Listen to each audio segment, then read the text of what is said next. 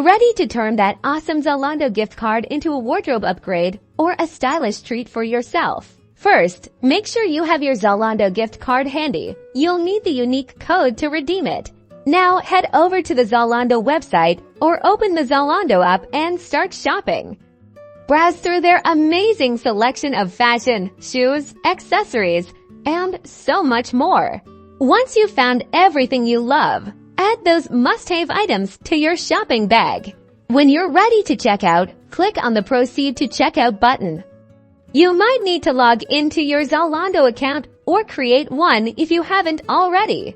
On the checkout page, scroll down to the Payment Options section. Look for a field that says something like gift card or voucher code. This is where you'll enter your gift card code. Carefully type in the entire code from your Zalando gift card. Double-check to make sure you've entered it correctly to avoid any errors. Once you've entered the code, click the Apply or Redeem button next to it. You should now see the gift card balance being deducted from your order total. If the gift card covers the entire amount, you're all set. If there's a remaining balance, you can choose another payment method to cover the rest. Complete your order and get ready to enjoy your new Zalando goodies.